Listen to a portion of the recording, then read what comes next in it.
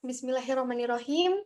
Yang terhormat dosen pengampu mata kuliah Analisis Kualitas Lingkungan Bapak Nasruddin Syam, SKM MKes, serta teman-teman sekalian. Perkenalkan, nama saya Andi Tendripada dengan nomor stambuk 14120210186 dari kelas B9. Di sini, saya akan memaparkan terkait literatur review dengan judul materi SARS-CoV-2 dengan kejadian COVID-19.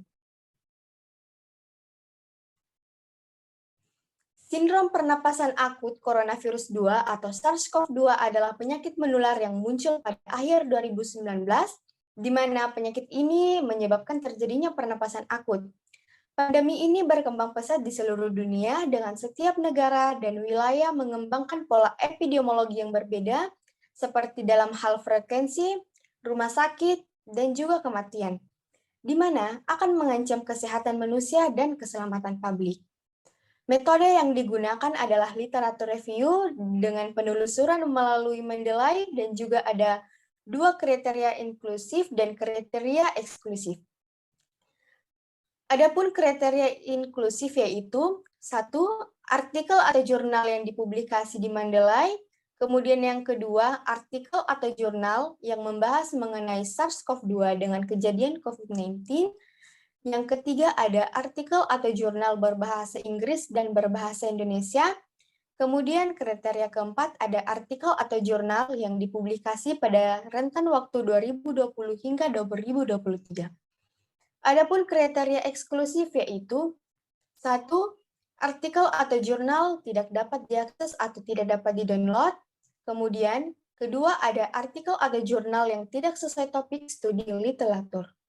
Adapun hasil yang dapat saya ambil dari 6 jurnal, yaitu ada jurnal internasional dan juga jurnal nasional.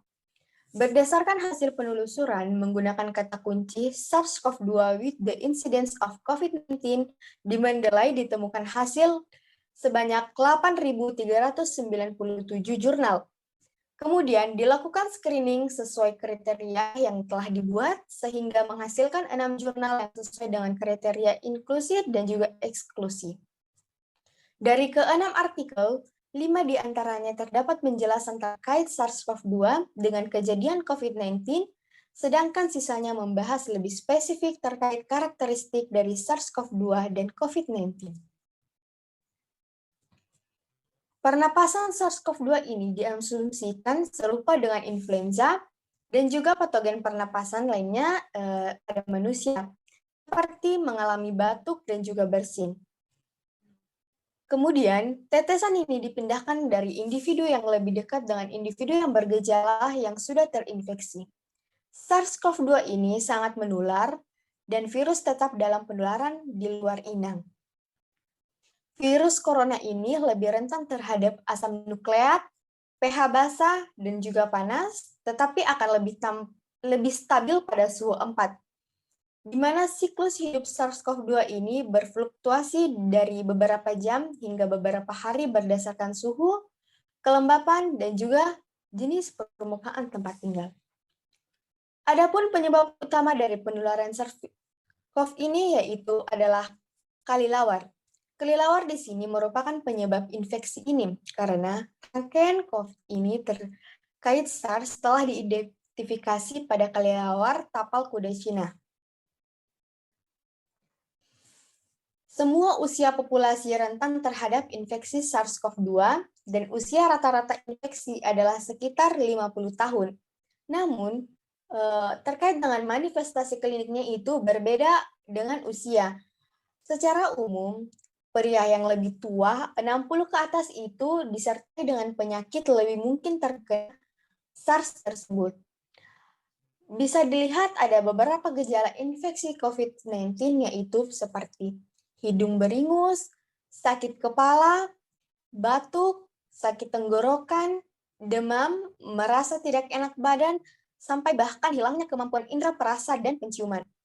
Bisa dilihat pada gambar bahwa ada beberapa masa inkubasi pada penyakit SARS-CoV ini, yaitu ada yang 1-14 hari, atau bahkan 7-14 hari, atau bahkan 12-20 hari. Yang terakhir ada pencegahan dan penanggulangan penyakit SARS ini. Yang pertama bisa melakukan karantina. Pengendalian penularan, karantina ini sebagian besar lebih efektif dalam mengurangi kejadian kematian akibat COVID-19. Dengan melakukan karantina, otomatis virus itu tidak akan menyebar dengan banyak. Kemudian kedua ada berolahraga. Di sini tertuju pada usia lansia, di mana bisa bermanfaat seperti mempertahankan kesehatan, meningkatkan kekuatan otot jantung, meningkatkan sirkulasi darah dalam tubuh, juga menurunkan kadar lemak, menguatkan otot-otot tubuh, mengurangi stres, dan ketegangan batin, dan juga serta meningkatkan sistem kekebalan tubuh. Salah satu contoh berolahraga bagi lansia itu bisa menggunakan berolahraga bersepeda.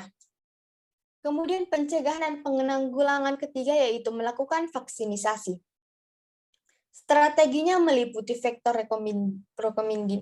rekombinan, DNA, mRNA, dan partikel nanolipid, virus yang dilemahkan, virus hidup yang dilemahkan, dan subunit protein.